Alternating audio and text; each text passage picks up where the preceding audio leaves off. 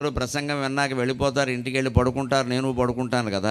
ఆ పడుకున్నప్పుడు కాస్త ఆలోచించండి. ప్రసంగం వినేసి వెళ్ళిపోవడం ఇదేదో పుణ్యం అనుకోవడం కాకుండా అప్పుడు కాస్త ఆలోచించండి. గాఢ నిద్ర పడుతుంది మీకు, కాసేపటి కళలు వస్తాయి. కళలు కూడా అయ్యాక గాఢ నిద్ర పడుతుంది. ఆ గాఢ నిద్రలో కూడా నేను అని ఉన్నామా లేదా? ఎవరన్నా ఉన్నాం ఖచ్చితంగా. నేను అనేవాడు ఉన్నాడు. లేకపోతే పొద్దున లేచాక కళ కూడా లేదండి, గాఢ నిద్ర పట్టిందని ఎవరు అంటున్నారు? అంచేత ఉన్నాడు. అది ఆత్మ, అది నిజమైన ఆత్మ. అది ఎప్పుడూ శాంతంగానే ఉంటుంది. గాఢ నిద్రలో మనం ఎలా ఉన్నామో అలా ఉండడమే ఆత్మ. అది శాంతిగానే ఉంటుంది. దాని శాంతిని భంగపరుస్తున్నది ఏది అంటే మనస్సు. ఇప్పుడు మనమంతా జాగ్రత్త అవస్థలో ఉన్నాం, మెలకుగా ఉన్న అవస్థలో ఉన్నాం.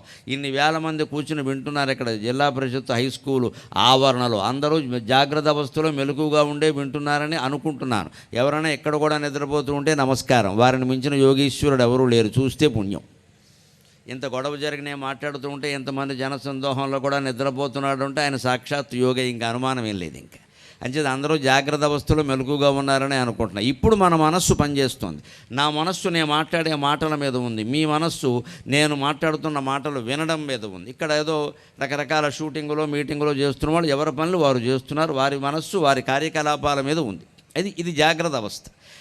రాత్రి పడుకున్నాక కాసేపటి కళలు వస్తాయి చూడండి. కళలో మనం కనిపిస్తాం ఖచ్చితంగా. మన కళలో ఇతరులు కనిపించినా కనిపించకపోయినా మనం ఉంటాం. ఇదే రూపంతో ఉంటాం, అనుమానం వెళ్ళ, వేరే రూపమేం ధరించం.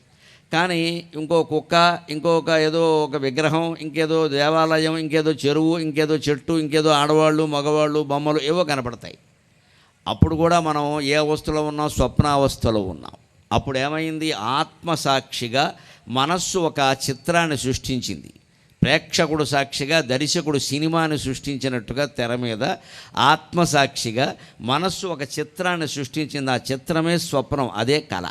ఆ కళలో ఉన్నప్పుడు మనస్సు ఉంది. అప్పుడు కూడా మనకి శాంతి లేదు, మనశ్శాంతి లేదు. అప్పుడు కూడా కింద పడుతున్నాం, మీద పడుతున్నాం, గొడవ పడుతున్నాం, అరుస్తున్నాం, ఏదో ఒకటి చేస్తున్నాం. తర్వాత ఆ కళ నుంచి బయటపడ్డాక మంచి కళ వచ్చింది, చెడ్డ కళ వచ్చింది, రకరకాలుగా మాట్లాడుతున్నాం మనం. అంచేది అప్పుడు లేదు, ఇప్పుడు ఎలాగూ లేదు. జాగ్రత్త అవస్థలో ఉన్నంతకాలం ఏమిటంటే ఈ శరీరానికి, ఈ శరీరమే మనము అనే భ్రమలో ఉంటాం. మనం జవాన్ అయితే జవాన్, మనం కిసాన్ అయితే కిసాన్. ఈ రెండు కాకపోయినా పర్వాలా. మనం వ్యాపారస్తుడైతే వ్యాపారస్తుడు, మన దుకాణం ఉంటే మన దుకాణం, వ్యవసాయం అయితే వ్యవసాయం, మొగ అయితే మొగ, ఆడైతే మా ఆడ.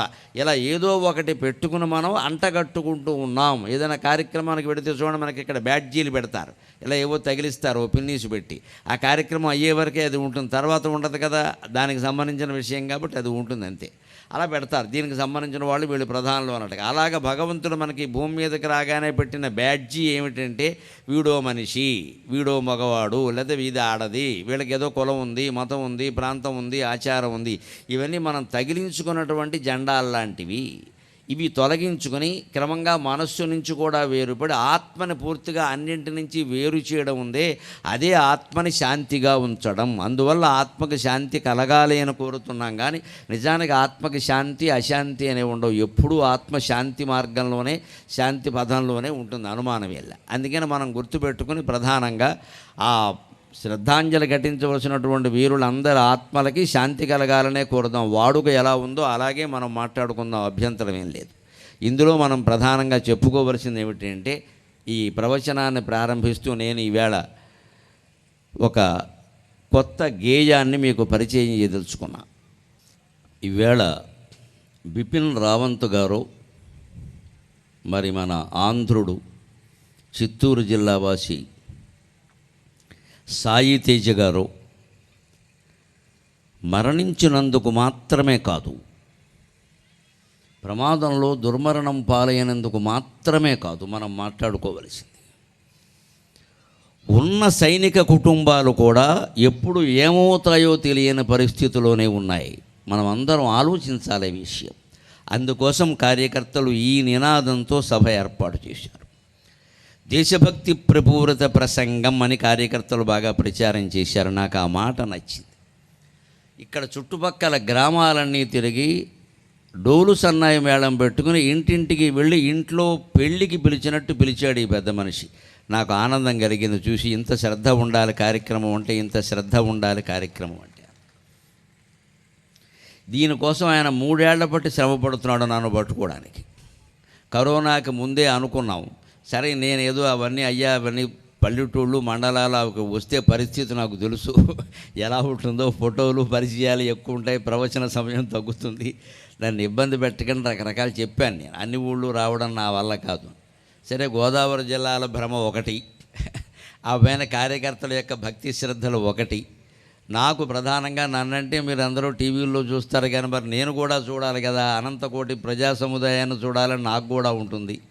అందుకని నా కాంక్ష ఒకటి, సామాన్య ప్రజల్ని చూడాలి, కులమత భేదం లేకుండా చూడాలి, అందరినీ కలిపి చూడాలి, ఒకే ఒక భగవత్ స్వరూపంగా చూడాలి. అనేక బాహూదర వక్త్రనేత్రం పశ్యామి త్వాం సర్వతో అనంతరూపం నా అంతం న మధ్యం న పునస్తవాదిం పశ్యామి విశ్వేశ్వర విశ్వరూప అని భగవద్గీత 11వ అధ్యాయంలో భగవంతుడు ఏ విశ్వరూపాన్ని చూపించాడో ఆ విశ్వరూపాన్ని ఇవాళ గోకవరం గ్రామంలో నేను కళ్ళారా చూస్తున్నాను. విశ్వరూపం అంటే ఆకాశంలో ఉండదండి, వైకుంఠంలో ఉండదండి. విశ్వరూపం మన మనస్సులో ఉండే భావన. ప్రతి క్షణం మన విశ్వరూపం చూడగలం.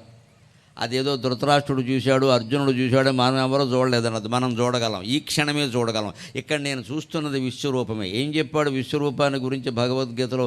అనేక బాహు ఉదర వక్త్ర నేత్రం, అనేక బాహువులతో కనపడుతున్నావు, అనేక రకాల ఉదరాలు ఉన్నాయి, అనేక రకాల వక్త్ర ముఖాలు ఉన్నాయి, అనేక రకాల నేత్రాలు ఉన్నాయి. ఇక్కడ ఉన్నాయా లేదా? ఎన్ని పొట్టలు, ఎన్ని ఉదర, ఎన్ని నేత్రాలు, ఎన్ని ముఖాలు, ఎన్ని బాహువులు, ఎన్ని పాదాలు. ఇదే ఇదండి విశ్వరూపం. అనేక బాహూదర వక్త్ర నేత్రం పశ్యామి త్వాం సర్వతో అనంత రూపం. ఇలా చూస్తూ ఉంటే నా కళ్ళకి జనప్రవాహం అదిగో ఆ చివరి వరకు కనపడుతోంది. ఏదైనా పెద్ద సంత జాతర జరిగినప్పుడు కూడా ఇంతమంది జనం వస్తారో అలా జనప్రవాహం కనపడుతూనే ఉంది కదా. ఇదే కదండి విశ్వరూపం అంటే. పశ్యామి త్వాం సర్వతో అనంత రూపం నా అంతం నా మధ్యం నా పునస్తవాది. ఏదైనా దానికి మధ్య ఉండాలి అంటే ఆది అంతం కూడా ఉండాలి. అంచేతను దీనికి ఆది లేదు, అంతం లేదు. ఎక్కడ మొదలవుతుంది, ఎక్కడ అంతం అవుతుందంటే ఎవరూ చెప్పలేరు. ఇదే విశ్వరూపం. అంచేత విశ్వరూపాన్ని మనం చూడడం అంటే అర్థం ఏంటంటే సమాజమంతా ఒకే మనిషి, కనీసం గోకవరం ఊరంతా ఒకే మనిషి అని భావించడమే విశ్వరూప దర్శనం. ఈ దర్శనం వల్ల కలిగే ప్రయోజనం ఏమిటి? దేనికైనా ప్రయోజనం ఉంటే కానీ మనకి మనస్సుకు నచ్చదు కదా. ఏమిటి ప్రయోజనం? ఇంత విశాలంగా గోకవరం గ్రామం అంతా ఒకే మనిషి అంటే ఉపయోగం ఏమిటంటే మన మనస్సులో ఉండే రాగద్వేషాలు నశిస్తాయి. అత్తగారు పరమాత్మ స్వరూపమైన కోడలు అనుకోగలిగితే కోడలు వెంటనే నమస్కారం చేస్తుంది అత్తగారికి. కోడలు కూడా పరమాత్మ స్వరూపమైన అత్తగారు అనుకోగలిగితే అమ్మ రామ్మ అని దగ్గరికి తీసుకుంటుంది. అప్పుడు ఇళ్ళన్నీ ప్రశాంతి నిలయాలే అవుతాయి కదండి. ఏమన్నా అనుమానం ఉందా? అత్తా కోడళ్ళ తగలదారే అసెంబ్లీలో కూడా జరుగుతున్నాయి. అవి వేరు ఇవి వేరు కాదు. వాళ్ళందరినీ మనమే ఇక్కడ బాగా పెంచి పోషించి అక్కడికి పంపించాం. అరవండరా అబ్బాయిని వాళ్ళు అరుస్తున్నారు అక్కడ. ఇక్కడ లేని అరుపులు అక్కడ ఎందుకు వస్తాయండి? వాళ్ళ ఇళ్లలో ఏ తగాదాలు చూశారో, ఏ గొడవలు పడ్డారో, ఒక చిన్న ఆధిపత్యం కోసం కొట్లాట ఎలా జరిగిందో అసెంబ్లీలోనూ అలాగే జరుగుతుంది. ఎప్పుడూ అలాగే జరిగింది, ఇప్పుడు అలాగే జరుగుతుంది. ఇక ముందు అంతే మనం మేల్కొనకపోతే. అంచేది అసెంబ్లీ రోగానికి వైద్యం ఎక్కడ జరగాలి అంటే అందరి ఇళ్లల్లో జరగాలి, ఇళ్లల్లో మార్పు రావాలి. ఓ చిన్న ప్రసాదం పంచిపెట్టడానికో, ఇంటికి వచ్చిన వాడికి ముష్టి వేయడానికో అత్తాకోడళ్ళు ఇద్దరూ దెబ్బలాడుకున్నారు అంటే ఈ ఆధిపత్య పోరాటం ఎటువంటిదో, ముఖ్యమంత్రి పదవి కోసమో మంత్రి పదవి కోసమో ఇద్దరు నాయకులు దెబ్బలాడుకుంటున్నారంటే ఆ ఆధిపత్య పోరాటం కూడా అటువంటిది. తేడా ఏం లేదు ఇక్కడ. దానివల్ల ఆనందము ఒకటే, అది పోతే కలిగే దుఃఖము ఒకటే. ఇందులో అనుమానం ఏం లేదండి, ఇందులో సందేహించాల్సిందేం లేదు. ముందు ఇక్కడ మందు వెయ్యాలి మనం. మన మనస్సులో ఎందుకు ఇంకోడిని మించిపోవాలనే కాంక్ష కలుగుతోంది అసలు. ఆ మించిపోవడమే కాంక్ష అయితే ఈవేళ కాశ్మీర్ సరిహద్దుల్లో ఉండి మంచు కొండల్లో మంచినీళ్ళు తాగాలంటే మంచుగడ్డలు అరగంట కరిగిస్తే తప్ప చుక్క నీరు దొరకదు. ఆ చుక్క నీరు కోత్తో గొంతు తడుపుకుని ఎక్కడ పాకిస్తాన్ వాడు మన కంచె దాటి వచ్చేస్తాడో అని మోకాళ్ళ మీద కూర్చుని తుపాకీ పట్టుకున్న సైనికుడు ఏ ఆధిపత్యం కోసం పోరాడుతున్నాడు? ఆలోచించండి. మనం చచ్చిపోతున్నామే. ఇక్కడ చిన్న గ్రామ సర్పంచ్ పదవి కోసం హత్యలు కూడా చేసేందుకు సిద్ధపడిపోతున్నామే. అస్తమానం మీ కులమేనా, మా కులం ఉండదా? అస్తమానం నీ కుటుంబమేనా, నా కుటుంబం ఉండదా? ఎన్నాళ్ళు నీ కూడా తిరిగానే, నాకు పదవి రాదా అని రకరకాలుగా ప్రలోభపడిపోతున్నామే, రకరకాలుగా భయపడిపోతున్నామే. ఆ సైనికుడు కూడా ఒక్కసారి అస్తమానం నేను ఇలా మంచులో చచ్చిపోవలసిందేనా? నా పెళ్ళాంపేటలు ఎక్కడో చిత్తూరు జిల్లాలో ఉంటారా, తూర్పుగోదావరి జిల్లాలో ఉంటారా, మన గోదావరి జిల్లాలో ఒక గ్రామం అంతా సైనికులేనండి. గోదావరి జిల్లాలకు ఎంత యోగం ఉందో గమనించండి. పశ్చిమ గోదావరిలో ఒక ఊరుంది, మొత్తం అంతా సైనికులే, ఊళ్ళో అంతా సైనికులే. ప్రతి కుటుంబం నుంచి ఒక సైనికుడు ఉంటాడు ఖచ్చితంగా. ఒక గ్రామం అంతా సైనికులు అయిపోయారంటే ఆలోచించండి ఎంత త్యాగం చేస్తున్నారో.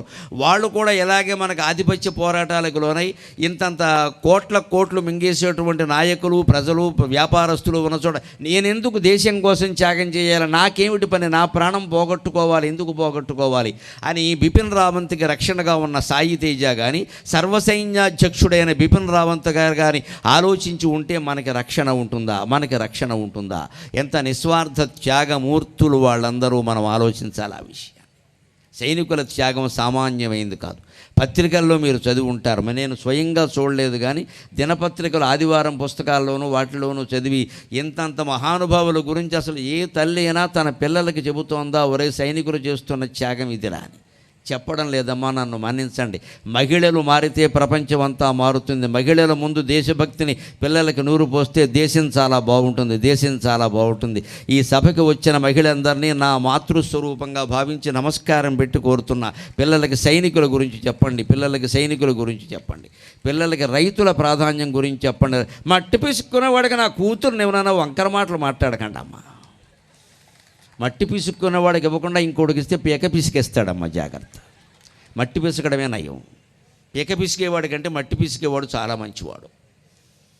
అమెరికాకి, ఆస్ట్రేలియాకి పంపిస్తున్నాం అమ్మాయిలను సంబంధాలు ఇచ్చి. వాడు విమానం దిగితే చాలు, ఏమిటో ఒక విమానంలోంచి అదో లగేజీ కూడా దిగుతుంది, వీడు కూడా దిగాడు, పెద్ద విషయం కాదు ఇక్కడ. అంతే, మా అల్లుడు విమానం ఎక్కాడు, మా అమ్ముడు విమానం ఎక్కాడు, వాడు అమ్మాయిని పాడెక్కించేస్తాడమ్మా. ఎక్కడెక్కడో ఎంత దూరం అయితే అంత గొప్ప, ఎంత డబ్బు ఉంటే అంత గొప్ప, ఎంత పదవి ఉంటే అంత గొప్ప అని ఆలోచిస్తున్నాం. కానీ మన ఊళ్ళోనే మనకు హాయిగా బంధువర్గంలోనే 10 ఎకరాల పొలం ఉన్న కుర్రాడు ఉన్నాడు కదా, మంచి చాకులో ఉన్నాడు, గుణపల్లా ఉన్నాడు, పుట్టే పిల్లలు కూడా గుణపల్లాగే ఉంటారని వాడికి ఇవ్వాలి మా పిల్లని తీసుకెళ్ళి. ఎందుకంటే వాడు శుభ్రంగా మినపరొట్టు తింటాడు, తేనె వేసుకొని తింటాడు, జొన్న రొట్టు కూడా తింటాడు, సంగటి అందులో నంచుకుంటాడు, రాగి సంగటి, శుభ్రంగా బలంగా ఉంటాడు. బలంగా ఉండేవాడికి పిల్లనిస్తావా, బలంగా తోసేసేవాడికి పిల్లనిస్తావా, అమ్మేసేవాడికి? శరీర బలం చూడాలి, ఆత్మబలం చూడాలి, మనోబలం చూడాలి, అప్పుడు పిల్లనివ్వాలి. డబ్బును కాదు చూడాల్సింది. ఇవాళ అదేమీ లేదండి, సాఫ్ట్వేరేనా, ప్యాకేజీ ఎంత, ప్యాకేజీయే, దాని కింద చాలా లీకేజీ ఉంటుంది. ఎన్ని లక్షల ప్యాకేజీ ఉంటే అంత గొప్ప. కానీ సాఫ్ట్వేర్ ఉద్యోగస్తుల్లో చాలామందికి పిల్లలు కలగడం లేదు. గమనింతురుగాక. నా పిల్లలుగానే భావించి చెబుతున్నా, వారికి కూడా విపరీతమైన ఒత్తిడికి లోనవుతున్నారు. కూర్చున్న చోటు నుంచి లేవడానికి వీల్లేదమ్మా. అందులో ఇవాళ వర్క్ ఫ్రమ్ హోమ్ వచ్చిన తర్వాత మరీ దారుణంగా ఉంది పరిస్థితి. రోజంతా అలా కూర్చోవడమే. పైగా ఇవాళ పత్రికల్లో మీరు చూసుంటారు, అలా రోజంతా కూర్చోవడం వల్ల ఒళ్ళు లావెక్కిపోయింది, మళ్ళీ దానికి సైకిల్ దొక్కుతాట. అది తద్దినమైతే ఇది అధిక మాసం తద్దినం. ఇది ఒళ్ళు లావెక్కేలా చేసుకోవడం ఎందుకు, మళ్ళీ వ్యాయామాలు ఎందుకు, ఇక్కడ పని లేక అడుసు దొక్కనేలా, కాలు గడుగనేలా అని. అదే రైతు కుటుంబాల్లో పిల్లలు ఎవరైనా అలా ఒళ్ళు పెంచే అవకాశం ఉందండి. పొలం వెళ్ళాల్సిందే, వంగోవాల్సిందే, ఎండకి ఎండిపోవాల్సిందే, వానకి తడిసిపోవాల్సిందే, చలికి వణికిపోవాల్సిందే, మధ్యాహ్నం వరకు అక్కడ ఉండాల్సిందే. పెళ్ళాం తెచ్చినటువంటి కూడు ఇద్దరూ కలిసి కూర్చుని హాయిగా 2 ముద్దలు ఆనందంగా రైతు బిడ్డ సినిమాలో ఎన్టీ రామారావు గారు చూపించాడే అటువంటి దృశ్యాలన్నీ అద్భుతంగా ఆస్వాదిస్తూ తినవలసిందే. అలా ఇంటికి వచ్చి ఆనందంగా గడవలసిందే. ఎందుకంటే గోకవరం గ్రామంలో 10 ఎకరాల పొలం కంటే సాఫ్ట్వేర్ ఉద్యోగస్తుడు గొప్పవాడు ఎలా అవుతాడండి? ఆలోచించండి దయచేసి. మన కళ్ళ ముందు అర్చకత్వం, పురోహిత వృత్తి ఉంటే పిల్లనివ్వట్లేదండి. మా వాళ్ళ అమ్మాయిలు కూడా సాఫ్ట్వేర్ వేసుకోవాలి, జీన్స్ ప్యాంట్ ఉండాలి, దాని నిండా కన్నాలే ఉండాలి, చినుకులు ఉండాలి, బాగా అడుక్కునే వాళ్ళ ఒళ్ళంతా కన్నాలే, వెధవసంతా మంటెత్తిపోతూ ఉంటుంది ఇలాంటి గ్యాంగం చూస్తూ ఉంటే. నాకు ఇవాళ పరమానందంగా ఉంది. ముందు కూర్చున్న వాళ్ళు అందరూ తెల్లబట్టలు వేసుకున్నారు, శుభ్రంగా కద్దరు చొక్కాలు కూడా వేశారు, బాగా తెల్ల వేసి మెరిచిపోతున్నారు, తెల్ల కొంగల్లాగా సుఖంగా ఉన్నారు. ఇక్కడ ఈ జీన్స్ ప్యాంటు ఏడునో ఇక్కడి నుంచి పైనుంచి కిందకి అన్ని చిల్లులే, ఏం కనపడొస్తుందో తెలియదు ఇందులోంచి.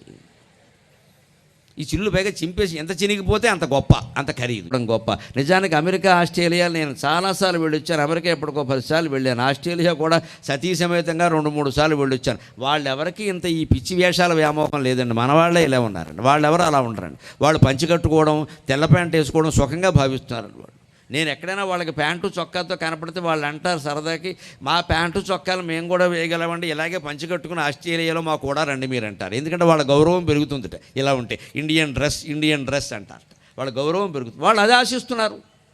మనం ఎక్కడి నుంచి ఏదో పంపిస్తే వాళ్ళు అదే ఆశిస్తున్నారు, మనం ఎలా ఉన్నాం ఆలోచన చేసుకోవాలి.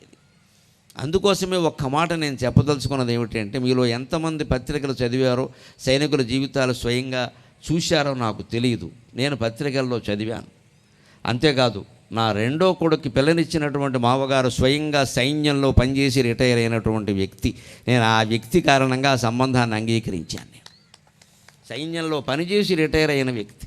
ఆయన ద్వారా నేను ఇటీవల ఏడాదిగా మా వియ్యంకుడు గారు కాబట్టి అన్నీ పలకరించిన సైన్యం విశేషాలు ఎలా ఉంటాయి, ఎక్కడెక్కడ ఎలా ఉంటారు, మీరు ఎక్కడెక్కడ పనిచేశారు, ఆయన ఏదో ఆఫీసు పని చేసిన అంతా సైన్యంలో పనిచేయవలసింది. ఆఫీసు పని చేసిన వాళ్ళు కూడా ఏడాది అయినా తుపాకు పట్టుకోవలసింది, ఒక్క ఏడాది అయినా కనీసం లేకుండా ఉండదని అక్కడ ఆయుధం పట్టుకోవలసింది. అలా అన్నీ తెలుసుకున్నాక నాకు చాలా ఆశ్చర్యమైంది. అసలు వాళ్ళ త్యాగం సామాన్యమైన త్యాగం కాదండి. యాగము వీర సైనికుల త్యాగము, యాగము వీర సైనికుల త్యాగములకు అంకితమైన ప్రియానురాగపున్ భోగము, మంచు కొండలకు అంకితమైన ప్రియానురాగపున్ భోగము, జాతి గువ్వకయి పొంగిన కండలనిచ్చు ఆ శిబిత్యాగము, జాతి గువ్వకయి పొంగిన కండలనిచ్చు ఆ శిబిత్యాగము, మౌనపానమున అచ్యుతమైన ప్రశాంతి నందెడిన్, మౌనపానమున అచ్యుతమైన ప్రశాంతి నందెడిన్. ఎవరైనా పోయారు అనగానే మౌనం ఎందుకు పాటిస్తామంటే, మనిషికి పూర్తి శాంతి లభించేది ఆ మౌనంలోనే. మౌనం అంటే ఏమిటి? రమణ మహర్షి చెబుతారు, మనందరికీ మౌనం అనగానే మనం ఏమంటామంటే మాట్లాడకుండా ఉంటే సరిపోతుంది కదండి, మాట్లాడకుండా ఉంటే సరిపోతుంది. మాట్లాడకపోవడం మౌనం కాదండి, మాట్లాడాలని అనిపించకపోవడం. ఉన్నది ఏదో వీడి దగ్గర వాడి దగ్గర కెక్కేయాలి గొడవ లేకుండా, ఎక్కడో అక్కడ ఏమీ లేకపోతే గోడ దగ్గరికి వెళ్ళి తిట్టేయాలి, 4 తిట్లు వదిలిపోతుంది. ఏమీ లేకుండా మనసులో పెట్టుకుని అలాగా భరించామనుకోండి, కష్టాలు బాధలు అనవలసిన మాటలు అనకుండా అన్నిటికీ భయపడిపోయి ఇదెందుకు అదెందుకు వారేమంటారు అని భయపడ్డామనుకోండి, డామ్మని వెళ్ళిపోతుందమ్మా గుండె, అనుమానం లేదు ఎక్కడ. అనవలసిన వాడిని అనవలసిందే, మొహమాటం ఏంటక్కడ, మొహం మీద అనకపోతే స్టార్ట్నైనా అనవలసిందే. వాడికి కాకపోతే వాడు గురువులకో తల్లిదండ్రులకో ఎవరో ఒకరో చెప్పాల్సిందే, మీ పద్ధతి బాగోలేదండి. లేకుండా ఎలా ఉంటామండి? ఏమీ అనకుండా లోపలే దాచుకుంటే ఏమవుతుందంటే అంతవలసిందే. ఊరుకోవడం సహనం, అది చేతకాంతనం అవుతుంది. అది ఎప్పుడు ఊరుకోవాలి అంటే, వేదాంత శాస్త్రం చదివిన వ్యక్తిగా స్పష్టంగా చెబుతున్నా, మాటకి మాట అనేసి ఆ తర్వాత 2 మాటలు మర్చిపోవాలి. అది వేదాంతం అంటే. అనకుండా ఊరుకోవడం చేతకాంతనం. మనం తప్పు చేయలేదండి, మన ఎవడో అన్నాడు, ఎందుకు పడాలి? వాడి పాపాన వాడు పోతాడు, కుదరదు. మన పాపానే వాడు పోయేలా చేయాలి. ఎందుకంటాడు? అసహనం, అది అసహనం, అనవసరం. అది అనవలసిన మాట అనేయాలి. నన్ను అనలేదు, మనం తప్పు చేయాలి. మనం తప్పు చేసామనుకోండి, హాయిగా దండం పెట్టి ఒప్పేసుకో, నిజమే అన్న నువ్వు కాబట్టి చెప్పావు, లేకపోతే నా తప్పు నాకు తెలిసేది కదా, ఒప్పేసుకోవాలి. అక్కడ కూడా మొహమాట వద్దు. మనం చేయకుండానే వాడు అపార్థం చేసుకుంటే స్పష్టం చేయండి విషయాన్ని. నువ్వు అపార్థం చేసుకుంటున్నావు అబ్బాయి, నేను ఆ పద్ధతిలో నేను అనలేదు, ఆ పని నేను చేయలేదు అని చెప్పండి. అప్పటికే ఏదో అనడానికి పోవా నీ మాట ఏమిటి అని అనేయండి ఓ మాట. ఎప్పుడు ప్రశాంతంగా ఉండాలి అంటే, వాడన్నమాట మనమన్నమాట 2 మర్చిపోయి మనసులో నమశివాయ నమశివాయ నమశివాయ, అది ప్రశాంతత. అనకుండా కూర్చుని ప్రశాంతంగా ఉందామంటే లోపల తంతూనే ఉంటుంది. ఇది ఏదో రకంగా ఎప్పుడప్పుడు రోగం వచ్చేస్తుంది ఖాయం. అంచేది అనేయడమే మంచిది, గొడవ లేకుండాను. విశ్వనాథ సత్యనారాయణ గారు 1000 పడగల్లో చెబుతున్నాడు, లోకంలో అనేక విషయాలు జరుగుతూ ఉంటే సహృదయుడైన వాడు, సంస్కర్త అయిన వాడు సహించలేట. వాడు బయటికి అన్నాడు అనుకోండి, వాడు ఉద్యోగం పోతుంది, వాడికి ఆశ్రయం ఇచ్చిన వాళ్ళు వాడిని తీసేస్తారు, వాడికి నష్టం జరుగుతుంది. మరి అంత నష్టం జరుగుతుంది కదండి, అందుకని బయటికి అనడం మంచిదా లోపల ఉంచుకోవడం మంచిదా అంటే ఆయన అన్నాడు బయటికి అనేయడమే మంచిది అన్నాడు. ఎందుకంటే బయటికంటే ఉద్యోగం మాత్రమే పోతుంది, వృత్తి మాత్రమే దెబ్బతింటుంది. లోపలే ఉంటే ఊపిరి దెబ్బతింటుంది, గుండె దెబ్బతింటుంది. అందుకని అనవలసిన మాట అనవలసిందే, మొహమాట పడద్దు. అప్పుడే జనంలో మార్పు వస్తుంది. అంతేకాదండి, ఇవాళ సమాజంలో మీరు గమనించండి, ఎన్ని దుర్వ్యసనాలు ప్రబలిపోతున్నాయండి. మన వాళ్ళు మద్యపానం దాటేసి డ్రగ్స్లోకి వెళ్ళిపోయారమ్మ, మత్తు మందుల్లోకి వెళ్ళిపోయారు. మద్యపానం చేసేవాడు ఇప్పుడు చాలా పాతవాడి కింద లెక్క, పాతచెంతగా పచ్చడి. ఇంకా తాగుతున్నావా, అప్పుడే డ్రగ్స్ మొదలెట్టలేదా, నేను మొదలెట్టేశాను అప్పుడే అనేవాళ్ళు తయారయ్యారు. వీళ్ళు మద్యపానం సమస్య కాదండి, మత్తు మందులు సమస్య, గంజాయి సమస్య. ఆ స్థితికి వెళ్ళిపోయిన సమాజం. ఎందుకంటే మద్యపానాన్ని మనం ఆమోదించేశాము. కోట్ల ఆదాయాలు వస్తున్నాయి, ఏ ప్రభుత్వమైనా ఆమోదించేస్తుంది. ఊరూరా పెట్టేస్తారు, దుకాణాలు శుభ్రంగా అమ్మేస్తారు. మళ్ళీ అప్పుడు రేపొద్దున పేపర్లో వార్తలు చూసినప్పుడు 70 ఏళ్లవాడు 5 ఏళ్ల అమ్మాయిని మానభంగం చేసేట అనగానే కౌన్సిలింగ్ ఇవ్వాలి. ఏమిస్తావు కౌన్సిలింగ్? మద్య దుకాణాలన్నీ మూసేస్తే మానభంగాలు ఆగిపోతాయి, ఖచ్చితంగా చెబుతున్నా. మద్యం ఆగిపోతే మానభంగం ఉండదు దేశంలో. చప్పట్లు కొట్టలేరు మీరు, మీకు ఎవరికి నచ్చదు ఈ మాట. ఎందుకంటే మనమే సారా వ్యాపారం కదా, మన వ్యాపారాలు దెబ్బతింటే ఎందుకు కొడతాం? బాగా జనం తాగి చెడిపోతే మనకు ఆనందంగా ఉంటుంది. అటు చెడిపోతే మనకే మన కూతురు పెళ్ళికి 3 కోట్లు ఖర్చు పెట్టాం, ఎందుకంటే సారా వ్యాపారం చేసేవాళ్ళలోనే రావాలి ఈ మార్పు. నేను చూసే చెబుతున్నాను. నిన్నగాక మొన్న 2వ తారీఖున జంగారెడ్డిగూడెంలో నేను శివపార్వతుల కళ్యాణం మీద ఆధ్యాత్మికమైన ప్రసంగం చేస్తుంటే అక్కడ కార్యకర్త నా గురించి మాట్లాడుతూ గురువుగారి మాటల యొక్క ప్రభావం చాలా ఉంది, ఆయన ఆచరిస్తున్నారో లేదో అంటారు. వినడం కాదు, ఆచరిస్తున్నారు. దానికి ఉదాహరణ నేను ఇప్పుడే రుజువు చేస్తాను. మద్యపానం గురించి గురువుగారు వేసినటువంటి చురకలు బాగా పట్టి ఒక పెద్ద మనిషి ఆయనకు వచ్చే కోట్ల రూపాయల ఆదాయాన్ని వదిలేసి మద్యపానం వ్యాపారం మానేశాడు అని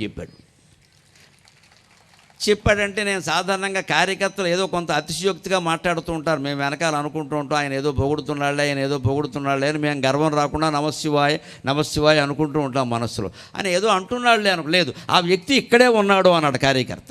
ఆయన అందరిలోంచి లేచి వచ్చాడు. నిజమే అన్నాడు. నేను సరదాగా అడిగాను, బాబు మీకు ఎంత వస్తుంది ఆదాయం అన్నాను. ఒక ఏడాదికి ఆయన వాటా కింద 2 కోట్లు వస్తుందిటమ్మా, 5గురు వాటా, అది అంటే 10 కోట్ల ఆదాయం. లాభాలు అన్ని ఖర్చులు పోను లాభాలు ఏడాదికి 10 కోట్లు. అందులో ఆయన వాటా 2 కోట్లు. 2 కోట్లు పోయినా మంచిదే, ఇంతమందికి జబ్బు తెప్పించేది నాకు డబ్బు అవసరమా అని మీ మాటల వల్ల నేను గ్రహించుకున్నానండి, మానేశాను అంటే అతను నాకు దండం పెట్టకముందే నేను ఆయనకి దండం పెట్టాను. చాలా అయ్యా, నేను కోరుకునేది ఇదే. తాగేవాళ్ళు మానేస్తే మంచిది అని దుకాణాల వాళ్ళు అంటారు. దుకాణాల వాళ్ళు అమ్మకుండా ఉంటే మేమెందుకు తాగుతామని తాగేవాడు అంటాడు. వారు తాగుతూ వీరు అమ్ముతుంటే మేమేం చేస్తామంటే శుభ్రంగా ఎక్సైజ్ పేరు మీద ఏడాదికో 25,000 కోట్లు వసూలు చేసుకుంటామని ప్రభుత్వం వారు అంటారు. మొత్తం మీద మద్యపానం ఎవరు మానిపించాలంటే శ్రీ మహావిష్ణువు దిగొస్తాడా? దుర్వ్యసనాలు ఏవి మనం మానకుండా అత్యాచారాలు జరిగాయి, అనాచారాలు జరిగాయి అంటే జరగవా? తాగిన వాడికి ఏమైనా మెదడు ఉంటుందా? అది కూతురో తల్లో మనవరాలో వాడికి తెలుసా? ఇవాళ ఆ స్థాయి దాటి మత్తుమందుల స్థాయికి వెళ్ళిపోయారే. మరి ఇంత అవినీతి దేశంలో మండిపోతూ ఉంటే, ఇన్ని దుర్వ్యసనాలతో దేశమంతా దగ్ధమైపోతూ ఉంటే మన సైనికులు ఎక్కడ ఎలా ఉన్నారు అంటే, నిన్న మరణించిన సాయి తేజ సహా ఆ రోజే మరణించిన మహానుభావుడు బిపిన్ రావంత్ సహా 43 ఏళ్ల సర్వీసులో సర్వసైన్యాధ్యక్షుడయ్యాడు. ఆయన చిన్న సైనికుడుగా ఉద్యోగాన్ని మొదలుపెట్టి వాళ్ళు ఎలాగున్నారు అంటే, యాగము వీర సైనికుల త్యాగము, సైనికుల త్యాగం ఒక యాగం లాంటిది. అంతేకాదు ప్రాణ సమాన సంస్కృతి త్యాగము. సంస్కృతి అంటే సంసారం, సంస్కృతి కాదు ఇక్కడ, కల్చర్ కాదు, సంస్కృతి సకారానికి రుత్వం అన్నమాట. సంస్కృతి అంటే సంసారం, ప్రాణప్రదమైన సంసారానికి దూరంగా ఉన్నారు వాళ్ళు. మనం ఉండగలమా? కొత్తగా పెళ్ళైన వాళ్ళని ఆషాఢ మాసం కాస్త దూరంగా ఉండమంటేనే ఏమైనా అవకాశం ఉందా అంటాడు. ఇక్కడ ఓ నెలలు ఉండలేడు ఈ పెద్ద మనిషి. మళ్ళీ ఇదే పెద్ద మనిషిని 3 ఏళ్ళై పెళ్ళయ్యాక ఏమయ్యా మీ ఆవిడ ఎక్కడుందంటే నాకేం తెలుసు అంటాడు. పట్టించుకో మానేశాడు. అయిపోయింది, మోజు తీరిపోయింది. ఇంతే. ఇంకా పెళ్ళైన మొదటి సంవత్సరం భార్య మాట భర్త వింటాడు, 2వ సంవత్సరం భర్త మాట భార్య వింటుంది, 3వ సంవత్సరం నుంచి వీళ్ళిద్దరూ ఒకళ్ళ మాట ఒకళ్ళు వినరు, వీళ్ళిద్దరి మాటలు ఇరుగు పొరుగు వింటూ ఉంటారు.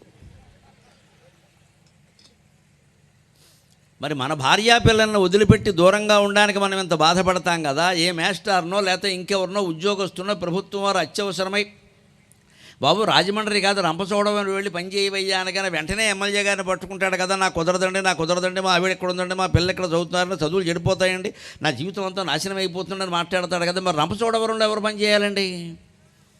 ప్రతి బదిలీకి మనం రికమెండేషన్లు చేయించి నాయకులు వెనకాల తిరిగితే వాళ్ళ అవసరాల కోసం వాళ్ళు ఏవో చేయిస్తూ ఉంటే రంపచోడవరంలో ఎవరు పని చేయాలి? మారేడుమిల్లిలో ఎవరు పని చేయాలి? అక్కడ పిల్లలకి ఎవరు చదువు చెప్పాలి? అక్కడ పిల్లలకి ఎవరు వైద్యం చేయాలి? మన పిల్లలంతా డాక్టర్లు, ఇంజనీర్లు అమెరికాలో, ఆస్ట్రేలియాలో ఉంటే రంపచోడవరంలో ఇవాళకి కూడా ఒక చూలెంతరాలు పురుడు పోసుకోవాలంటే 4 మంచం సవారీ పట్టి తీసుకెళ్లాల్సిన పరిస్థితి ఉంది మన మారుమూల గిరిజన ప్రాంతాల్లో. వారికి ఎవరు వైద్యం చేయాలండి? ఆలోచించండి.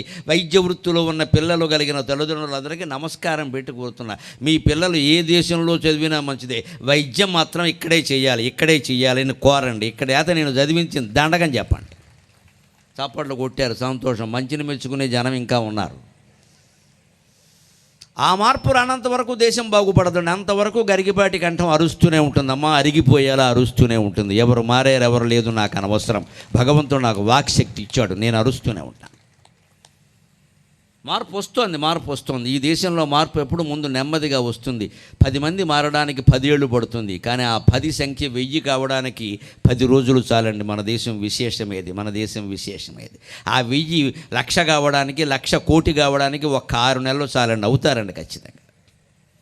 ఆ మార్పు మనసులో నాటుకోవాలి, బాగా నాటుకోవాలి. నిజమే కదా, నేను చేస్తున్న తప్పే కదా. ఇక్కడ పుట్టామా, ఇక్కడ పెరిగామా. మన పిల్లలు లండన్లో వైద్యం నేర్చుకుంటారు, నేర్చుకోనియండి అమ్మా. ఇక్కడ మెడికల్ కాలేజీలన్నీ పనికిరావనే అనుకుందాం, నేర్చుకోనియండి. ఎక్కడ వైద్యం చేయాలి? లండన్లో చేస్తాడా, లేదా హైదరాబాద్లో చేస్తాడా, రంపచోడవరంలో చేయడా, కనీసం గోకవరంలో చేయడా, రాజమండ్రిలో చేయడా? మన పిల్లలకి మనం చెప్పొద్దా? నేను చదివించింది ఎందుకురా పని లేక, ఇక్కడ ఊళ్ళో అందరూ జనం వైద్యం లేక చచ్చిపోతూ ఉంటే అక్కడ వెళ్ళి చేస్తావు అని అనొద్దా? మన పిల్లల మటుకు హాయిగా మనం అక్కడ పెట్టేసేసి ఇక్కడ మాత్రం ప్రజలకు ఏమిటంటే సామాన్య ప్రజలు, పేద ప్రజలు కాబట్టి మీకు ఒక ఆర్ఎంపీని ఇస్తాం, నీ ఇంట్లోనే ఆర్ఎంపీని పెట్టుకో, ఎంబీబీఎస్ని మాకు ఇచ్చేయి.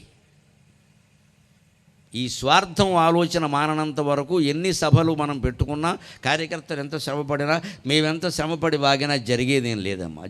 నేను చెబుతున్నా మొహమాటం వల్ల. నా కుటుంబంలో నా 2 పిల్లల్ని మీరు విదేశాలు వెళ్ళడానికి వీళ్ళే, చదువు ఇక్కడే, ఉద్యోగం ఇక్కడే, చదివాను ఇక్కడే చేసుకుంటున్నారమ్మా. వాళ్ళు ఏమీ లక్షలు సంపాదించట్లేదమ్మా, చాలా సామాన్యమైన ఉద్యోగాలు చేస్తున్నారు మా 2 పిల్లలు కూడా. 2కి పెళ్ళిళ్ళు చేసాం, కోడళ్ళు వచ్చారు, మనవరాలు కూడా పుట్టింది. సంతోషంగా ఉన్నాం. నేను విదేశాలు పెడతాను, అది ఎందుకు ప్రసంగాలు వాళ్ళు పిలుస్తున్నారు కాబట్టి అంతే, వచ్చేస్తాను వెంటనే. నేను నెలాళ్ళ నుంచి అక్కడ ఉంటాను, నాకేం పని, నా దేశమే నాకు ముఖ్యం.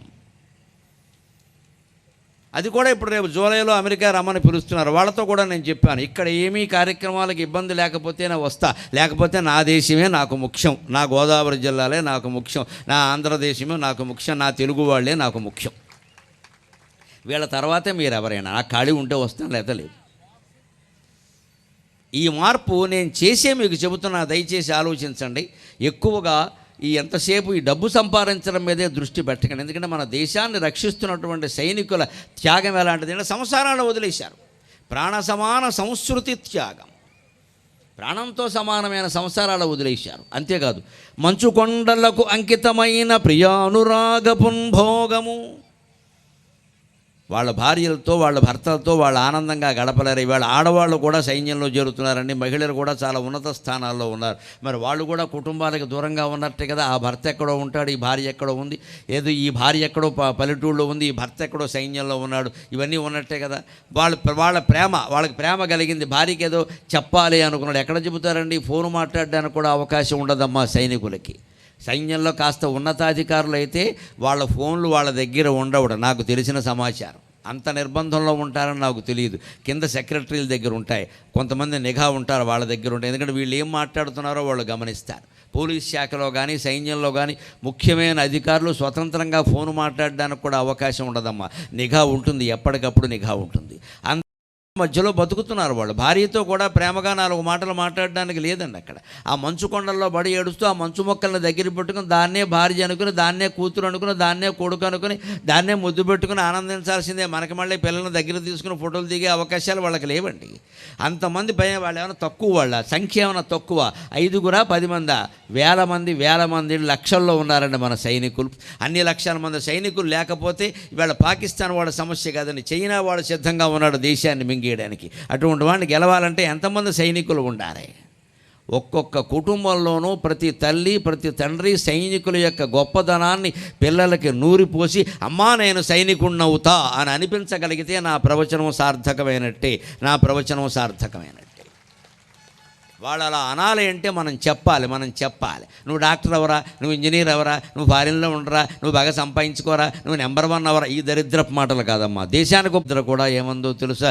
యతో ధర్మస్తతో జయక.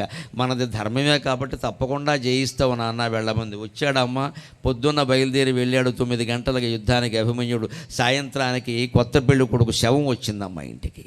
ఆ తల్లి భరించలేదా? ఆ భార్య భరించలేదా? దేశం కోసం, ధర్మం కోసం యుద్ధం చేయడానికే మిమ్మల్ని కన్నాను అన్నటువంటి కుంతీదేవి, సుభద్రాదేవి మనకి ఆదర్శం కావాలి ఈ రోజున. వాళ్ళు పడుతున్నారో ఆలోచించండి. మన పిల్లలు గొప్ప వైద్యులైతే అక్కడ పనిచేయమని చెప్పాలి. అసౌకర్యాలు ఉంటాయి, తట్టుకోవాలి. ఎందుకని ఇవాళ నేను తట్టుకున్న అసౌకర్యం చెబుతున్నా మొహమాటం లేకుండా. నాకు మనస్సులో నిజంగా ఇంతమంది జనం ఇలా కలవడం, ఈ విగ్రహావిష్కరణలు, ఈ దండలు ఇవన్నీ నాకు కుదిరేవి కాదండి. ప్రస్తుతం కరోనా పరిస్థితి కూడా. కానీ నేను వారు చెప్పగానే నేను ఎందుకు అంగీకరించాను, ప్రవచనంతో పాటుగా పోతన గారి విగ్రహం ఉందండి అన్నారు. సరే అన్న. బాబా గారు చాలా, సాయిబాబా గారు తెలివైన వారు, ముందు 2 చెబుతారు, తర్వాత 4, 6 చేస్తారు. అది కూడా నేను భరించే, ఎందుకంటే ఆయన తాపత్రయం పడ్డాడు పెద్ద మనిషి దానికోసం. తర్వాత ఫోన్ చేసి, ఏమండి అంబేద్కర్ సంఘం వాళ్ళు ఉన్నారు, అంబేద్కర్ సంఘమే ఉంటాయా, భారతదేశం అంతా అంబేద్కర్ సంఘమే కదా అన్నాను. అంబేద్కర్కో సంఘం ఏమిటి ప్రత్యేకంగా, భారతదేశం అంతా అంబేద్కర్దే కదా, నేను ఆయన సంఘంలో వాడినేనయ్యా, ఏమిటి చెప్పమన్నా. వాళ్ళు దండేమనుకో, దండ ఏమిటయ్యా, నేను పాదాభివందనం చేస్తా, భారత రాజ్యాంగ నిర్మాత, నాకు పట్టిన అదృష్టం ఇవాళ ఆయనకి దండ వేసే యోగం పట్టింది నాకు. నేను అందుకని అక్కడ ఇందాక అంబేద్కర్ విగ్రహానికి దండ వేసి మొహమాటం లేకుండా చెప్పా, నేను ప్రవచనాలు మొదలుపెట్టిన రోజులో నా తల్లి పాదాలకి నమస్కారం చేసినప్పుడు ఇటువంటి దివ్యానుభూతిని పొందాను, అంబేద్కర్ విగ్రహానికి దండ వేసినప్పుడు నేను అటువంటి అనుభూతినే పొందాను. జాతి, కుల, మత, లింగ భేదాలు లేకుండా, ఎటువంటి వివక్ష లేకుండా, విదేశీయుల సైతం ఆశ్చర్యపోయే రాజ్యాంగాన్ని రచించినటువంటి మహానుభావుడు ఆయన విగ్రహానికి దండ వేయడం మన అదృష్టం అండి. ఇవాళ ఇవన్నీ నిజానికి ఒక ప్రవచనకర్తకి మీరు ఆలోచించండి, ఇవన్నీ ఇబ్బందిగా ఉంటాయి. మేము నేరుగా వేదిక దగ్గరికి వస్తాం, కూర్చుంటాం, మాట్లాడతాం, 2 గంటల ప్రసంగం వెళ్ళిపోతాం. కానీ ఇవన్నీ నాకు ఇవాళ మొదట్లో ఇదేమిటి ఇలా అని అనిపించినా కూడా, ఇంతమంది జనాన్ని దర్శించగలనా, అంబేద్కర్ విగ్రహానికి దండ వెయ్యగలనా, అన్నమాచార్య విగ్రహం ఏకంగా ఆకాశం అంత ఎత్తు పెట్టారు ఏకంగా, అటువంటి ఆయన్ని చూసి అక్కడ ఏదో నేను ఆవిష్కరించాన్ని పేరు రాశారు. అన్నమాచార్యని ఆవిష్కరించడానికి నేనేవ్వండి, ఆయన ముందు నేనెంతండి, హనుమంతుడి ముందు కుప్పిగింతల్లాగా. ఈ అదృష్టాలు మళ్ళీ పడతాయా, ఈ ప్రజల కోసం, ఈ అభిమానం కోసం ఈ పని మనం చెయ్యాల్సింది అని అసౌకర్యాలున్నా నేను హాయిగా ఆనందంగా భరించాను, అలా ఆస్వాదించాను. నేను ఆస్వాదించాను.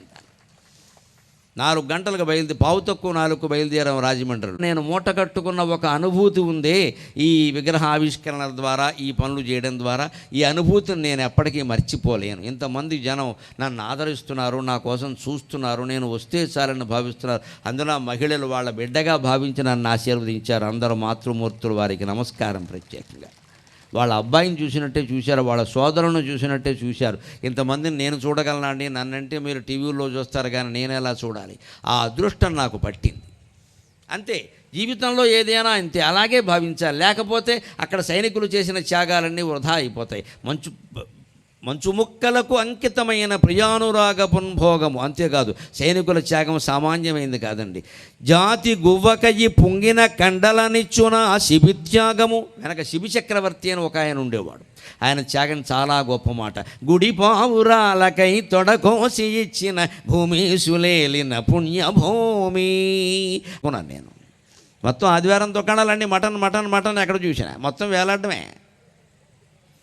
ఇన్ని జంతువులను చంపేసి అడ్డగోలుగా తినేస్తూ ఉన్నాం కదా, ఏ జంతువు ప్రాణరక్షణకైనా మనం ప్రయత్నం చేశామా? ఈ దేశాన్ని పాలించే రాజు శిబి చక్రవర్తి ఒక పావురాన్ని డేగ తరుముతూ ఉంటే ఆ పావురం వచ్చి ఆయన కాళ్ళ మీద పడింది. అన్ని పావురాల్ని ఆయన రక్షించకపోవచ్చు, కానీ కాళ్ళ మీద పడింది. రాజు అంటేనే రక్షించేవాడు, అందుకని పావురానికి ఆయన అభయం ఇచ్చాడు. డేగ వచ్చింది వెనకాల, వెంటనే పావురాన్ని ఒళ్ళోకి తీసుకున్నాడు. పావురం చాలా ఆనందంగా ఉంది, రాజుగారు ఒళ్ళో ఉన్నాను, రాజుగారు ఒళ్ళో ఉన్నాను, నాకేమిటి, రాజుగారు ఒళ్ళో ఉన్నామంటే డీజీపీ గారి దగ్గర ఉన్నట్టే, ఇంకా మనకేమిటి భయం, అందుకని హాయిగా ఉంది. కానీ కాసేపటికి డేగ వచ్చి, రాజా ఇది నేను వేటాడుతున్న పావురం, 2 రోజులు వేటాడితే నాకు ఆహారం దొరికింది అని మనుష్య భాషలో చెప్పింది. అంటే అవి దేవతలు, ఆ డేగ ఇంద్రుడు, ఆ పావురం అగ్ని. ఈయన్ని పరీక్ష చేయడానికి వచ్చారు. ఈయనకు ఆ విషయం తెలియదు, అందుకే నేను పద్యంలో గుడి పావురాలు అన్నాను. దేవతలు ధరించినటువంటి రూపాలు అవి. అందుకని మనుష్య భాషలో మాట్లాడుతూ, నన్ను వేటాడుకున్న పావురం నీ నోటికాడ కూడు లాక్కుంటే నీకు ఎలా ఉంటుంది, నీ నోటి దగ్గర అన్నం లాక్కుంటే నీకు ఎలా ఉంటుంది, మరి నాకేనా అంతే కదా అంటే శిబి చక్రవర్తి అన్నాడు, అయ్యా నిజమే, నాకు ధర్మం తెలుసు, రాజ్యంలో ప్రజలతో పాటు జంతువులకు కూడా నేను రాజుని, సర్వాధికారి అంటే అర్థం ఏంటి, జంతువులను వదిలేస్తావా? అందుకనే ప్రభుత్వాల్లో ఉన్నవాళ్ళు గుర్తుపెట్టుకోవాలి, మానవుల ప్రయోజనాలు ఒక్కటే కాదు, నదులు, కొండలు, చెట్లు, వీటన్నిటినీ కాపాడడం ప్రభుత్వం బాధ్యతే. పర్యావరణ పరిరక్షణ ప్రభుత్వం యొక్క ప్రథమ బాధ్యత, ప్రధాన బాధ్యత. అన్నిటికీ ప్రభువే. ప్రభువు అన్నవాడు ఎప్పుడు అన్నిటికీ ప్రభువే, కొన్నిటికి ఉండదండి. అందుకని పావురానికి కూడా నేనే రక్షకుండా కదా, నేను రక్షించాలి కదా, అన్ని పావురాల్ని నేనేం రక్షిద్దామని ప్రయత్నం చేయలేదే, నా కాళ్ళ మీద పడిన దాన్నైనా నేను రక్షించాలి కదా అంటే ఆ డ్యాగంది, నేను 2 రోజులు కష్టపడి వేటాడాను, నా ఆహారం లేకపోతే నేనేం చేయను, నన్ను రక్షించడం నీ పూచీ కదా అని తర్కం ఇలాగే ఉంటుంది. వెంటనే రాజు అన్నాడు, డ్యాగా నీకు మరో పావురం దొరికే అవకాశం ఉంది, ఈ పావురానికి మరో ప్రాణం ఉండే అవకాశం లేదు కదా అన్నాడు. అది ధర్మ సూక్ష్మం అంటే, అది ధర్మ సూక్ష్మం అంటే. అది ధర్మం వేరు, ధర్మ సూక్ష్మం వేరు. ధర్మం వేరు, ధర్మ సూక్ష్మం వేరు. సూక్ష్మం ఎలా ఉంటుంది అంటే, నిజమేనయ్యా నీ వేటాడుకున్నావు, నేను కాదని అనడం లేదు, కానీ ఒక పులి మేకని చంపేస్తూ ఉంటే మనం పనిగట్టుకుని రక్షించక్కర్లేదండి. అడవులకు వెళ్ళి రక్షించడం మన వల్ల కాదు, పులి మన చంపుతుంది. మనం చూస్తే చేయగలిగితే ఆ ప్రయత్నం చేయొచ్చు. లేదు, దేశంలో అడవుల్లో ఎన్నో పులులు ఎన్నో మేకల్ని ఇతర మృగాలని చంపితే మనం తుపాకీ పట్టుకుని వెళ్ళకూడదు, అది కుదిరే పని కాదు. పులులు ఉండవలసిందే, మేకలు ఉండవలసిందే, వాటి కర్మకి పోతే మనం చేయలేము ఇక్కడ. కానీ ఒక పాము కప్పను మింగేస్తుంటే కప్ప అరుపు మనకి వినపడింది అనుకోండి, ధర్మశాస్త్రం ఏం చెప్పిందంటే ఓ రాయేమంది. ఎందుకని? పావుకు మరో కప్ప దొరుకుతుంది, కప్పకు మరో ప్రాణం లేదుగా, నీకు వినపడింది కాబట్టి, నువ్వు మనిషివి కాబట్టి నువ్వు ఒక్క రాయి అంతవరకే. అంతేగాని పొద్దున్నే బడి మానేసి సంచి నిండా రాళ్ళు వేసుకుని ఎక్కడ కప్పలు ఉన్నాయో వాటిని కాపాడదామని బయలుదేరకూడదు. ఓవర్ యాక్షన్ అంటారు దాన్ని. హింసకి అహింసకి తేడా అదే. వైదిక ధర్మం అంటే ఇలాగే ఉంటుంది లెక్క. ఎప్పుడు ధర్మ సూక్ష్మాలు ఉంటాయి. బలవంతంగా అందరూ హింస పాటించరాదు, హింస చెయ్యరాదు అని చెప్పదండి. అందరూ అహింసాపరులే ఉండాలని వైదిక ధర్మం చెప్పదు, సాధ్యం కాదు, అది అసాధ్యమైన విషయం. అది అహింసే ప్రధానంగా పుట్టిన కొన్ని మతాలు వెళ్ళిపోయాయి, ఎక్కడ ఏం కనపట్లేదు. ఎందుకంటే ప్రాక్టికల్లీ ఇంపాసిబుల్, వాస్తవంగా అసాధ్యం. హింస చేయకుండా మనిషికి సాధ్యం కాదు. నేను మాట్లాడుతుంటే ఇక్కడ ఎన్నో దోమలు వస్తాయి. మామూలుగా మీరు అనుకుంటూ ఉంటారు మేము ఆ రకంగా మాంసాహారం లోపల పంపిస్తున్నాం, మేము ఇక్కడ దోమలు వెళ్ళట్లేదు ఏంటి అని అవన్నీ ఆపుతా. అలాగని మాట్లాడడం మానేస్తామా? దారి మీద నడుస్తూ ఉంటే చెప్పు కింద కొన్ని జీవులు చచ్చిపోతాయి, నడవడం మానేస్తామా? ఇంత అతి వద్దని చెప్పారు. మనం పని కట్టుకుని చంపొద్దు, అంతే తేడా. అందుకని రాజు వాదనకు ఆశ్చర్యపోయి డ్యాగా అంది, నాకు తగిన మాంసం ఉంటే ఈ పావురం నాకెందుకయ్యా అంటే, రాజు చూడండి ఆయన తలుచుకుంటే ఎవడు రాడండి, ఎవడికో నేను 10 లక్షలు ఇస్తానయ్యా నీ కుటుంబ పోషణ నేను చూస్తానంటే మనిషే వస్తాడు. ఆ రాజు అనుకున్నాడు, ఎవరినో పిలవడం ఏమిటి, ఈ పావురం కోసం నేనే త్యాగం చేయాలి కదా అని తన తొడ కోసి మాంసం తక్కెట్లో వేసి పావురం అంత మాంసాన్ని తూచే ప్రయత్నం చేస్తే ఎంతకీ తోగలేదండి, ఎంతకీ తోగలేదు. దేవతల పరీక్ష సామాన్యమా? చివరికి ఇక ఒంట్లో మాంసం అంతరించిపోతుంటే ఏం చేయలేక భట్టులను పిలిచి నన్నే అందులో కూర్చోబెట్టండి అన్నాడు. అది నా దేశాన్ని పాలించిన రాజు చేసిన త్యాగం. నా దేశం అటువంటిది, నా చరిత్ర అటువంటిది, నన్నే అందులో కూర్చోబెట్టండి అన్నాడు. అప్పుడు అగ్నిదేవుడు ఇంద్రుడు ప్రత్యక్షమై, రాజా నీలాంటి రాజులు ఉండాలయ్యా దేశానికి, ప్రపంచానికి అంతటికీ ఆదర్శమైన వాళ్ళు, మేము నిన్ను ఆశీర్వదిస్తున్నామని ఆశీర్వదించి వెళ్ళిపోయారు. అందుకని ఇక్కడ నేను జాతి గువ్వకయ్యి పొంగిన కండలనిచ్చున శిబిత్యాగము అన్నారు. జాతి అంతా ఒక పావురం అనుకుంటే ఆ పావురం కోసం తన మాంసాన్ని త్యాగం చేసినటువంటి శిబి చక్రవర్తిలాగా ఇవాళ మొత్తం భారత జాతిని కాపాడడానికి తమ శరీరాలు ఖండాలు అయిపోయినా కూడా త్యాగం చేశారండి. హెలికాప్టర్ ప్రమాదంలో మరణించిన మహానుభావులు అందరూ అటువంటి వాళ్ళే. వారికి భక్తి శ్రద్ధలతో మనం నమస్కారం చేయాలి.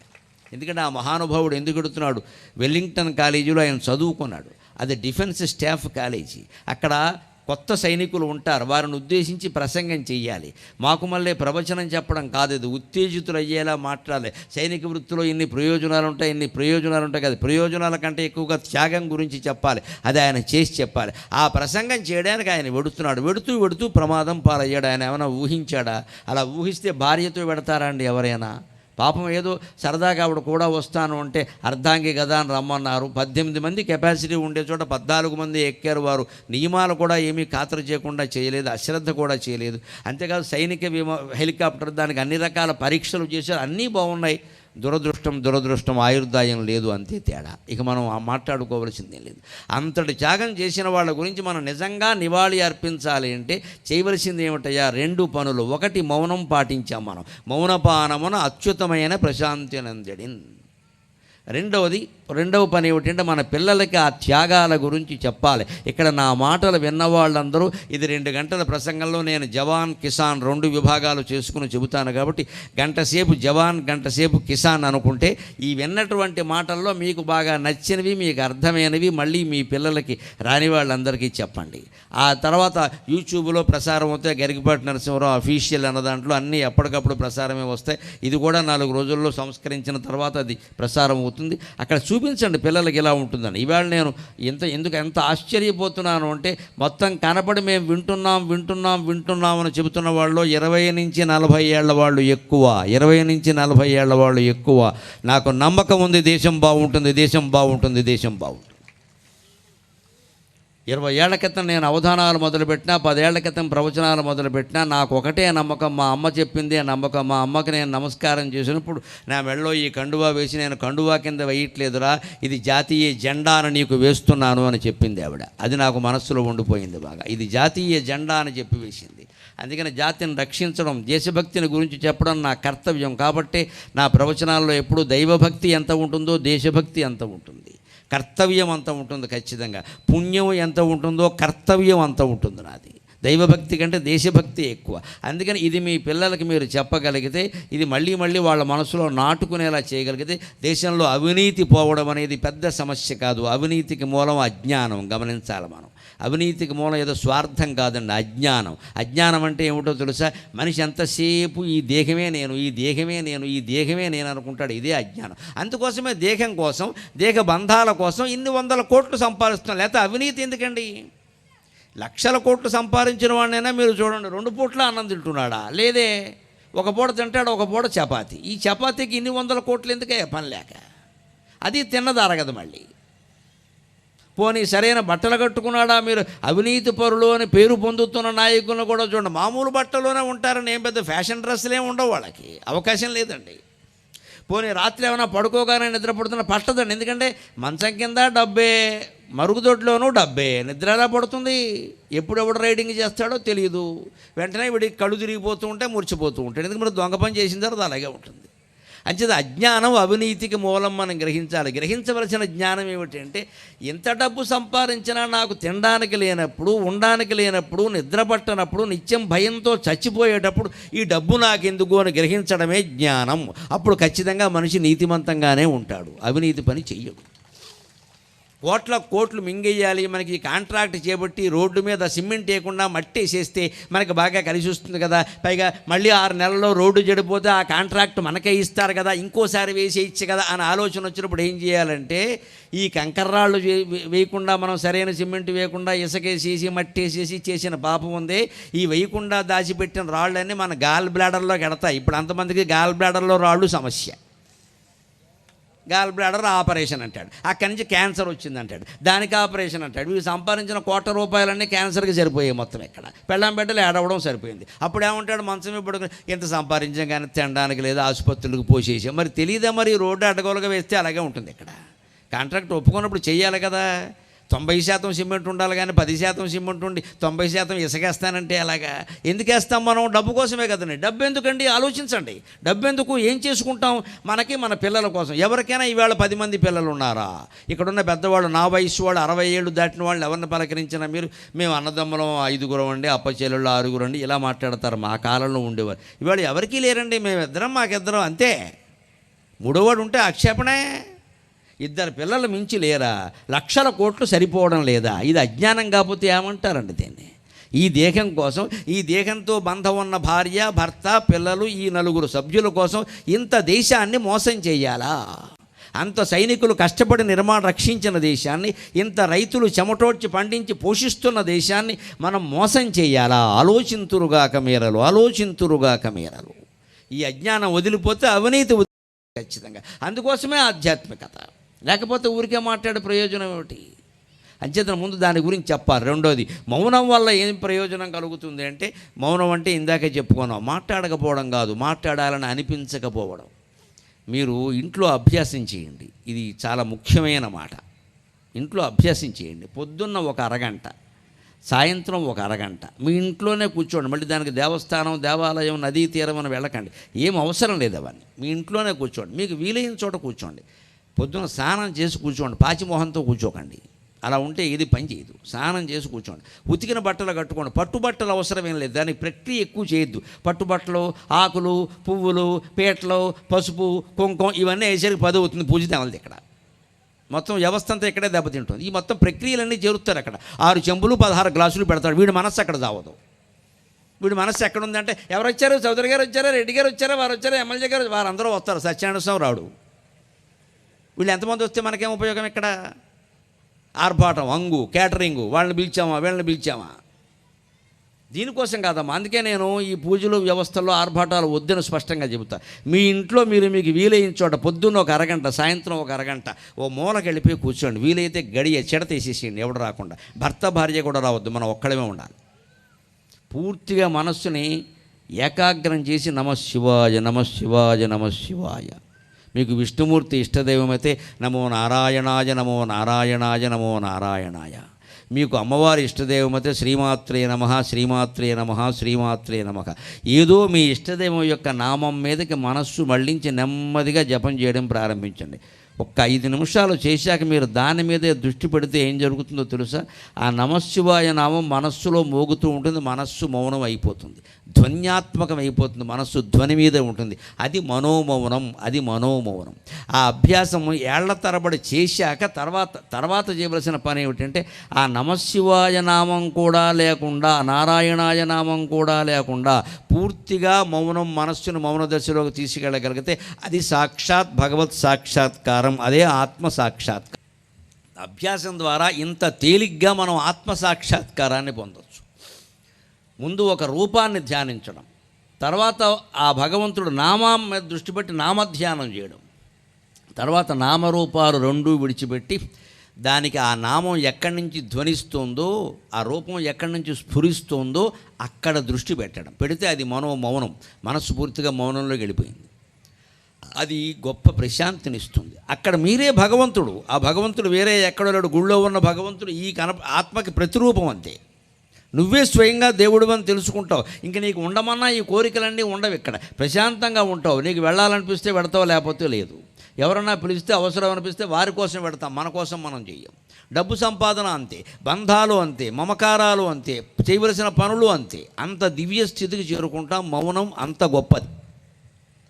అటువంటి మౌనం మనం ఎవరైనా పోయినప్పుడు ఎందుకు పాటిస్తాము అంటే ఆ 2 నిమిషాలైనా ఏ ఆలోచన లేకుండా అంతగా ఆలోచన తప్పదనిపిస్తే భగవన్నామస్మరణ చేస్తూ ఉండగలిగితే ఆ 2 నిమిషాలే తర్వాత 2 గంటలుగాను 2 రోజులుగాను మారుతుంది అని పెద్దవాళ్ళ ఆశ. అభ్యాసం చేయండి అన్నారు. అందుకే అది మనం దృష్టిలో పెట్టుకుందాం. అందుకని ఆ సైనికుల త్యాగాన్ని గుర్తు చేసుకుంటూ ఇప్పుడు నేను మరొక్క మాట ప్రత్యేకంగా చెప్పాలి. సైనికులు అనగానే కేవలం దేశానికి రక్షణ కలిగించే సైనికులే అనుకోవద్దు. సైనికులకు మరొక రూపం మన పోలీసులు, మన రక్షక భటులు. వారిని సైనికులతో సమానంగా దివ్యంగా గౌరవించాలి. ఒక పోలీసు ఆజ్ఞాపించాడు అంటే శ్రీరామచంద్రుడు ఆజ్ఞాపించినట్టే. అదే శ్రీరామ రక్ష దేశానికి. ఇది కూడా చాలామందికి నచ్చదు. మనకి సదభిప్రాయం ఉండదు పోలీసుల మీద. కానీ పోలీసులను నేను చాలా గౌరవిస్తాను. వాళ్ళు ఎండ అనక వాన అనక, ముఖ్యంగా బీటు కానిస్టేబుల్ ఉంటాడు, ఆ జంక్షన్లో నిలబడి ఉంటాడు, దుమ్ము కొట్టుకుపోయి ఉంటుంది ముఖం. 8 గంటలు నిలబడిన తర్వాత మళ్ళీ డ్యూటీ ఎక్స్టెండెడ్ అంటే అయిపోయిందంటేనండి ఆయన పని. 16 గంటలు చేయాల్సిందేనండి. ఎంత కష్టపడుతున్నారండి పోలీసులు. ఏ సభకైనా రక్షణమునిత్తురు.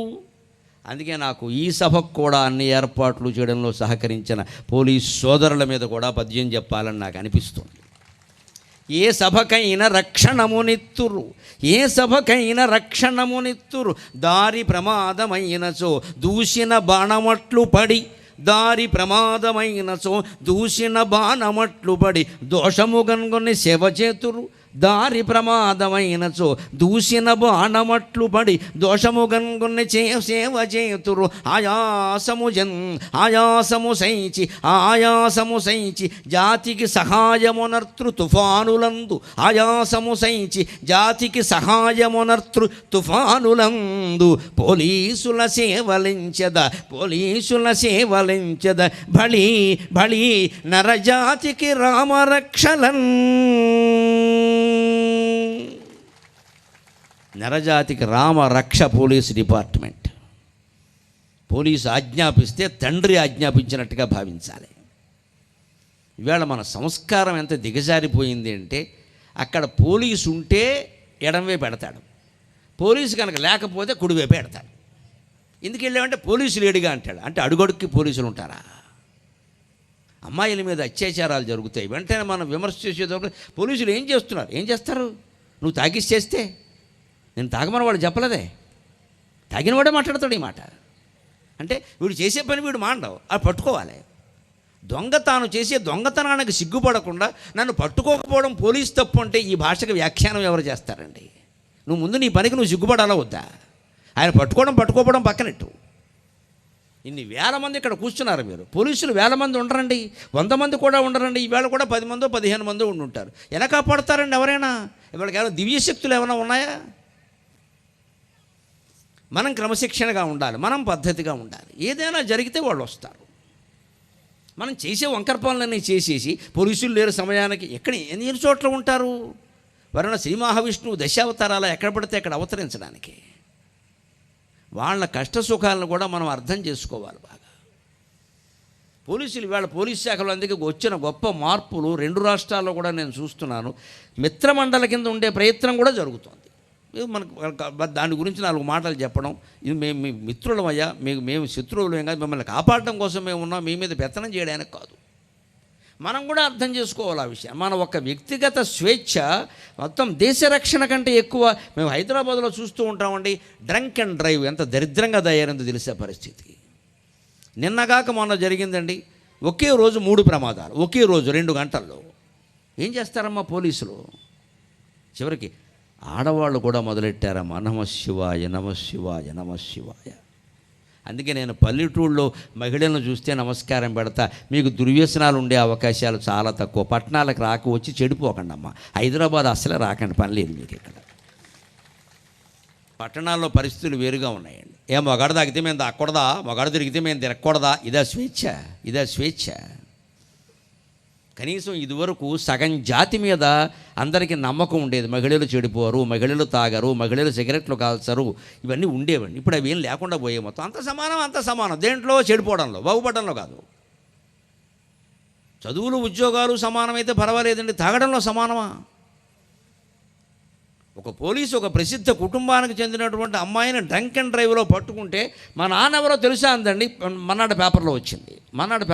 నేను పేర్లు చెప్పడంలా కావాలని, ఎందుకంటే మంచి ఉంటే మైకులో చెప్పమన్నారు, చెడు ఉంటే చెవిలో చెప్పమన్నారు. కానీ చెప్పాలి విషయం. పోలీసు ప్రశ్నిస్తే ఏమిటమ్మా తాగి నడుపుతున్నావు అంటే, మా నాన్న ఎవరో తెలుసా? నువ్వెందుకు తాగావని అడుగుతా, మా నాన్న ఎవరు అంటావు? బుద్ధి ఉందా నీకు? అంటే రికమెండేషన్. మా నాన్న అంత పెద్దవాడు కాబట్టి నన్ను వదిలేయి.